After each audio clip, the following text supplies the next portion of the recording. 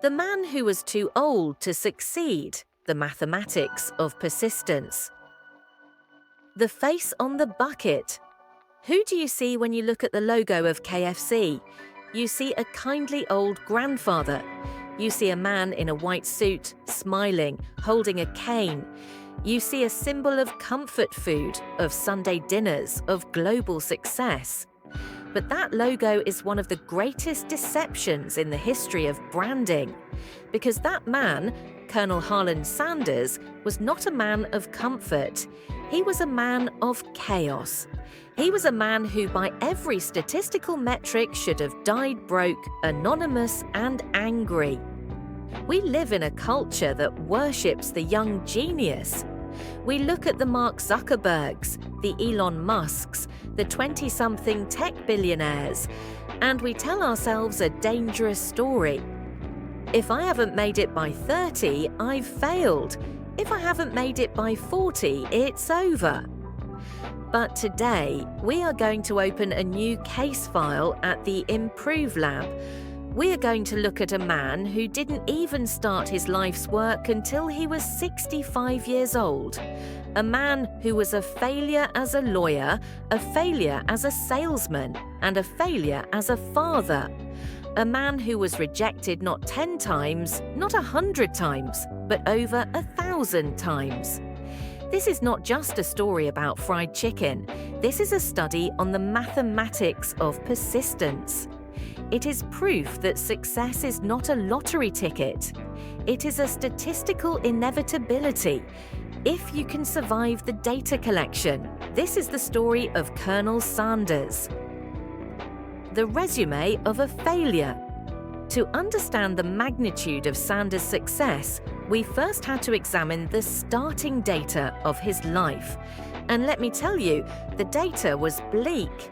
Harland Sanders was born in 1890 in Indiana. His life began with a subtraction. When he was just 6 years old, his father came home with a fever and died later that day. Suddenly, Harland wasn't a child anymore. He was the man of the house. While his mother worked long hours peeling tomatoes at a canning factory, 6-year-old Harland was at home, cooking for his siblings and raising them. This was his first lesson in survival mode. But as he grew up, he didn't develop into a disciplined prodigy. In fact, he was erratic. He was hot-tempered. He was unfocused. He dropped out of school in the 7th grade because he hated algebra, an ironic twist for a man whose success would later rely on the cold, hard math of rejection. From the ages of 15 to 40, Sanders' resume reads like a warning label for a chaotic life.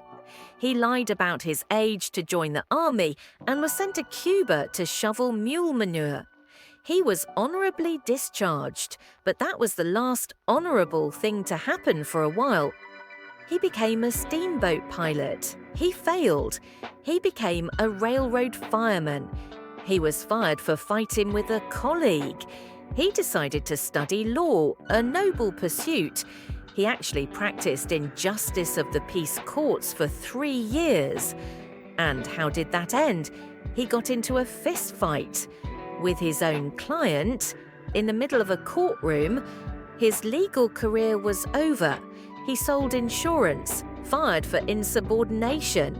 He started a ferry boat company. It actually succeeded. But then he cashed out and tried to start a lamp manufacturing company.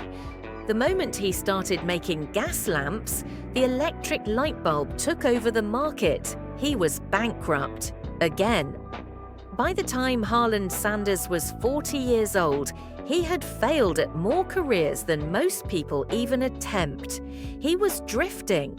He had no savings, no stability, and a temper that kept sabotaging his progress. If you looked at the trajectory of his life graph, it was a flat line hitting zero over and over again. The false peak. However, around age 40, things started to look up. Sanders finally found something he was good at: feeding people. He took over a Shell service station in Corbin, Kentucky. He started cooking for tired travelers who stopped for gas. He didn't have a restaurant, he served them at his own dining table in the station's living quarters. His food, pan-fried chicken with country ham and biscuits, was undeniable. People started coming just for the food. He expanded. He bought a motel across the street. He opened a 142-seat restaurant. The governor of Kentucky was so impressed he gave Sanders the honorary title of Colonel. Finally, after 4 decades of failure, he had made it. He was wealthy. He was respected. He had a thriving business. He had found his control. But in the lab of life, there is always an external variable you cannot predict. In the early 1950s, the government announced a plan to build a new interstate highway system. For most of the country, this was progress. For Colonel Sanders, it was an apocalypse. The new Interstate 75 was built 7 miles away from his restaurant. Suddenly, the steady stream of traffic that fed his business dried up. Overnight, he was invisible. He tried to hold on, but the math didn't work. He had no customers. In 1955, at the age of 65, Harland Sanders was forced to sell his restaurant and his motel. After paying off his debts, he was left with nothing. Imagine that for a second. You are 65. Most men are retiring. You are standing in front of an empty mailbox waiting for your first Social Security check. When it arrived, it was for $105. That was it. That was the sum total of his life's work. A broken business and a check that could barely buy groceries. This is the moment where 99.9% of human beings would have given up. The story should end here. He should have sat on a porch, angry at the government, angry at the highway, angry at the world, until he died.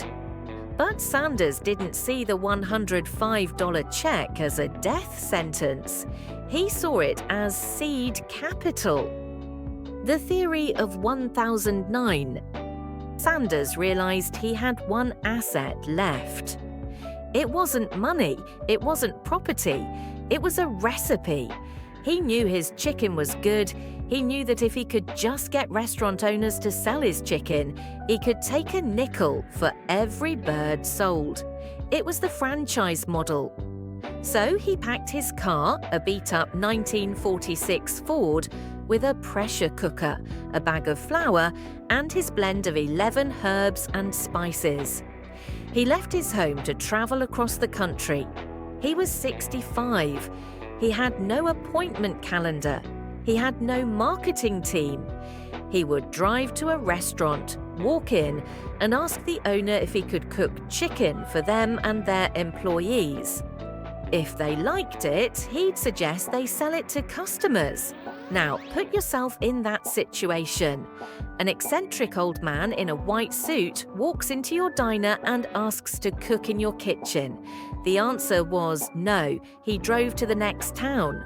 No, he drove to the next state. No. For 2 years, Colonel Sanders lived out of his car.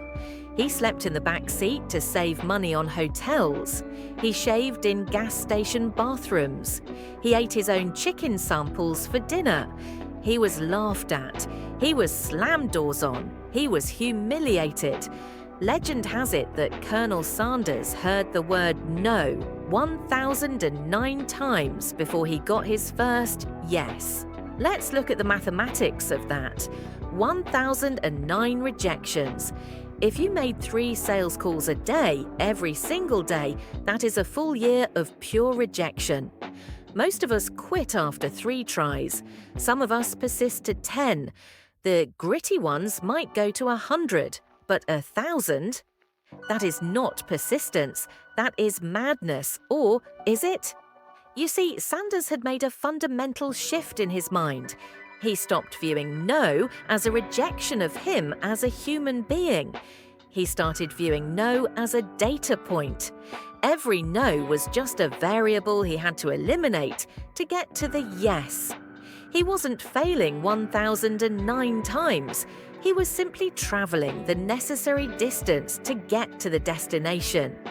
Finally, a restaurant in Salt Lake City, Utah, said yes. Pete Harmon became the first franchisee. And once the first domino fell, the math tipped in his favor. The chicken was a hit. Sales tripled. Other restaurants saw the success and wanted in. The momentum built. From that single yes, the empire grew. By 1964, just less than 10 years later, Colonel Sanders had 600 franchises across the United States and Canada. At age 74, the man who had been broke and sleeping in his car sold his interest in the company for $2 million, which is about $17 million today. He wasn't just a success, he was an icon. The Lab Report: Lessons for the Modern Mind. So, what can we at the Improve Lab learn from a man born in 1890? What is the formula we can extract from the Colonel's life? I believe there are 3 critical lessons here that can rewire your brain today. Lesson 1: the product versus the salesman. Why could Sanders endure 1,009 rejections? Because he knew with absolute scientific certainty that the product was good. He wasn't trying to trick people. He wasn't selling a scam. He had valid proof from his days in Kentucky that people loved this chicken. When he got a no, he didn't think, "I am a failure." He thought, "They don't understand the product yet." This is crucial for you. If you are going to persist through hell, you must have unwavering belief in what you are offering, whether that product is a business, a skill, or yourself. If you believe the value is there, rejection isn't a stop sign. It's just a blind person telling you they can't see the sun. It doesn't mean the sun isn't shining. Lesson 2. Your timeline is your own. We talked about the comparison trap in a previous video. Sanders is the ultimate cure for comparison. He was a failure at 20, 30, 40, and 50. He was broke at 65. If he had compared himself to his peers, he would have jumped off a bridge. But Sanders operated on his own time zone.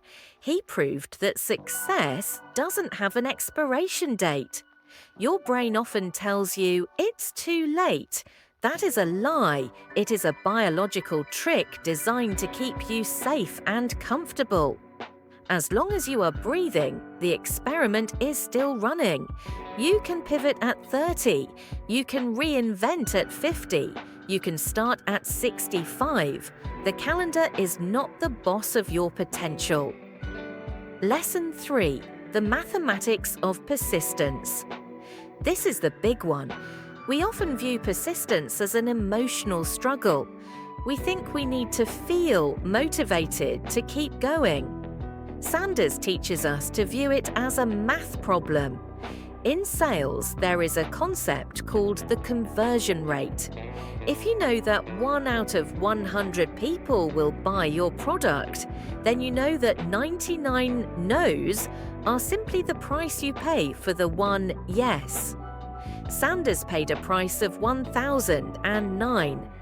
If you are facing rejection right now, in your job search, in your dating life, in your creative work, stop taking it personally. Start counting. Say to yourself, I need to collect 100 rejections to find my success. Then go out and try to get rejected. When you gamify the rejection, when you turn the no into a number, you take away its power to hurt you. You stop being a victim and you start being a scientist collecting data.